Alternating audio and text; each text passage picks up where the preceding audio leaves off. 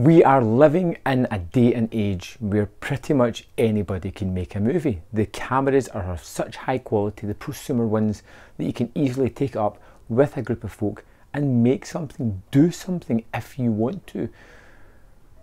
That's both a blessing and a curse. Sometimes you can come across something that is absolutely fantastic, magical, reinvigorates a genre that was tired, and sometimes you can just come across something that just latches on to a trope of some how, shape or form, something that has become intrinsic in the movie culture, and just make something that's so tedious, banal and repetitive that it actually becomes a struggle to make it through. I'm not going to give you any guesses as to where Hooligan Escape: The Russian Job falls into, because you could probably tell by my demeanour that I wasn't a great fan of this movie.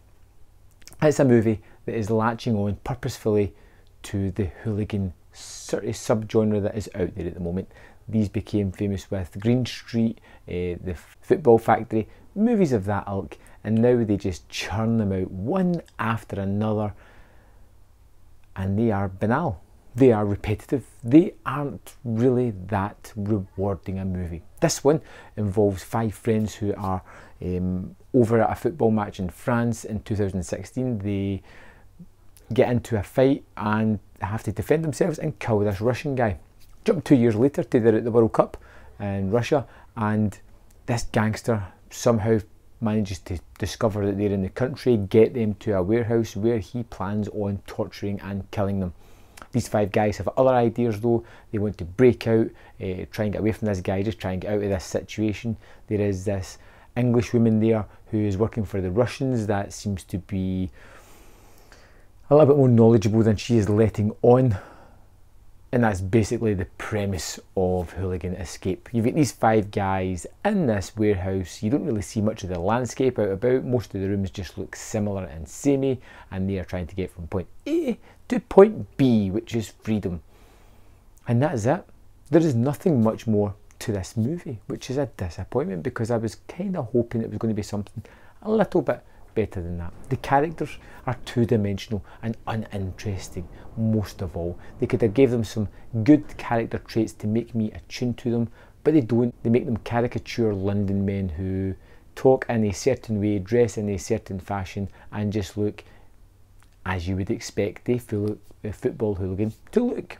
Of course, there is one member of this team who just happened to be on the SAS or Special Forces or something or other, and he can handle himself. He knows what he's doing, he knows weapons, he has training, he has covert skills, and he's going to put them to great use,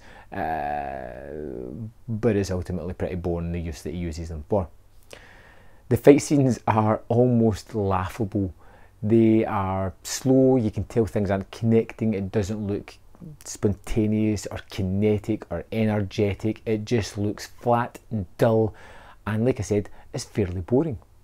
The look of the movie is tedious as well. Like I said, it's set within a warehouse, and you never really get an idea of the outskirts of this, only the small rooms that they are in as they move from location to location, and it just looks like bland rooms, boring brick walls that have no characteristics of themselves to make it, you know, interesting to look at. It's another grey room. Oh my goodness, look, they're in another grey room. Wow, the walls are almost as boring as the characters. It's just disappointing. It's a movie that I wouldn't recommend, that I cannot recommend, because for me it was a challenge just to make it to the end of this. David Blaine sat in a box for so many days. I made it through Hooligan Escape. That is my claim to fame. If you like these kind of movies, this is one of the worst ones in this subgenre, and you won't really like it. I don't think anyway. It's sad to say it, I hate sort of pushing down on a movie, but there wasn't any redeeming factors to this. I didn't like any of the main characters because they were louts who were up to no good anyway.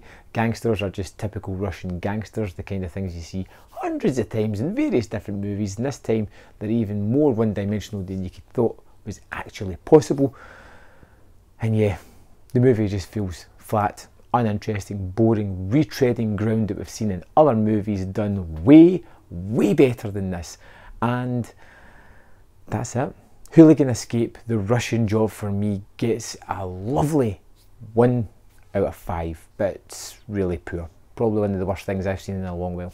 If you have had the unfortune to see this, let me know in the comment box below what you thought of the movie, and I'll see you next time for probably something better.